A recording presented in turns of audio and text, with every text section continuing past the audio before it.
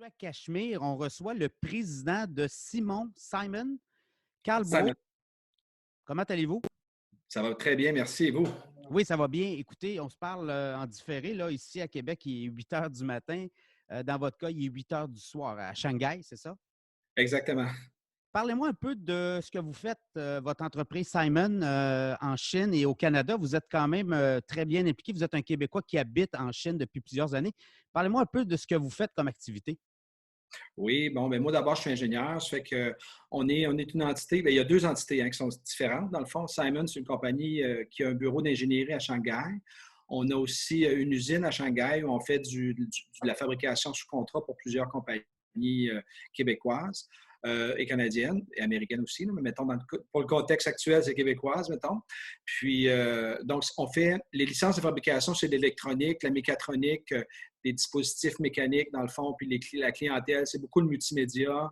Mettons, véhicules électriques, essentiellement, c'est ça qu'on fait, des systèmes de véhicules électriques. Donc, ça, c'est la partie fabrication. OK. Là, vous avez vécu le confinement en Chine de façon assez intense. Vous êtes en déconfinement. Ici, au Québec, ça commence. Qu'est-ce que vous pourriez donner comme conseil là, aux entrepreneurs québécois? Qu'est-ce que vous voyez sur le terrain qui peut être Ben, très utile? moi, je dirais que, bon, premièrement, il y a deux choses principales que nous, on a découvert. Là. J'essaie de voir aussi des choses qui se transposent bien vers le Québec. Là. Moi, je pense qu'il y a deux choses que les entrepreneurs doivent s'attendre. La première, c'est que lorsque les lumières ont réouvert, là, après avoir été confinés dans le cas de l'usine, presque 2 mois, ben, moi, j'ai trouvé que les équipes, il y avait beaucoup plus d'émotivité. La gestion, dans le fond, d'une équipe au retour du confinement, c'était très différent que la gestion de la même équipe qu'on avait juste avant le confinement. OK. Fait que, un des conseils que je donne, que j'aimerais donner peut-être aux entrepreneurs, ce serait de dire, tu sais, les entrepreneurs ont tous leur propre mode de leadership là, qui peut aller de plus militaire à plus bon père de famille là, ou bonne mère de famille. Bien, je vous dirais, là, au retour, là, vous n'aurez pas le choix d'être plus père ou mère de famille parce qu'il y a beaucoup d'émotions. Les conflits qui étaient toujours un petit peu latents, dans le fond, soudainement, on dirait qu'ils ressortent plus. Il y a beaucoup de choses à gérer. Les gens, évidemment, un peu ont souffert, là, ont certainement vécu de l'anxiété, donc ça paraît au retour. Puis, je dirais, la deuxième chose qui était assez frappante pour nous, qui était un peu une surprise, dans le fond, on s'était mal préparé, c'est qu'une fois qu'on a réussi à tout mettre en place, tous les employés étaient là, les équipements étaient repartis, on s'est rendu compte que notre chaîne d'approvisionnement était toujours un peu en latence puis en arrêt.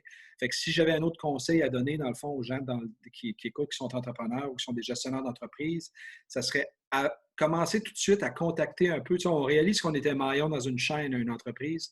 Fait que si tous les maillons de la chaîne qui sont en avant, les entreprises qui vous fournissent en transport, en matériaux, etc., si elles ne sont pas en opération, mais vous avez encore un peu de temps là, pour préparer un petit peu, peut-être faire des plans B parce que ça va affecter aussi votre productivité.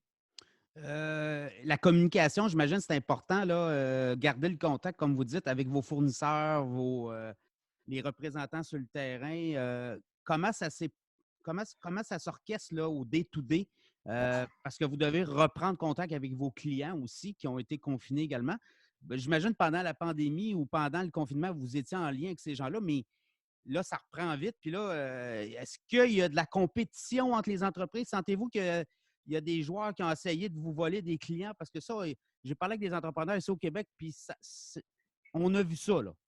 Oui, ben, tout bouge, OK? Puis effectivement, eh ben, on parle beaucoup de consolidation, on Oui. parle beaucoup effectivement tu sais, c'est plate à dire, là. Je ne veux pas mettre ça au pire que c'est parce que dans le fond, je n'ai pas eu tant que ça, mais il y a un certain nombre de compagnies qui soit carrément pas passées à travers là, dans mon réseau là, ou qui sont qu'on pourrait dire en sérieuses difficultés financières actuellement.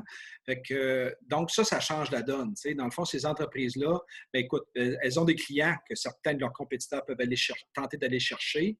Elles peuvent aussi devenir un peu des sites d'acquisition, dans le fond, devenir des partenariats. Mais je dirais, il y a un autre élément que je dirais qui est peut-être intéressant de relever aussi, c'est que dans la pause, là, il y a un bout de temps où on a encore une entreprise à gérer, mais en fait, on n'a pas grand-chose à faire. Tu sais, on est à la maison, on fait de notre mieux pour garder le cap.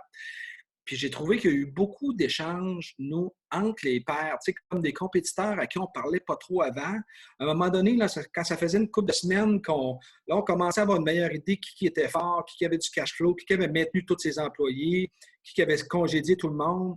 Mais mettons, les quelques entreprises là, qui semblaient être dans une situation qui allait passer à travers puis qui allait peut-être en ressortir plus fort, bien, il s'est dessiné une manière dynamique, on s'est rencontrés. J'ai rencontré beaucoup d'entrepreneurs, ben, virtuellement, dans le fond, par vidéo, mais il y a eu beaucoup de discussions. J'ai l'impression que ça va solliciter aussi, il va y avoir plus de collaboration entre compagnies Ah oui?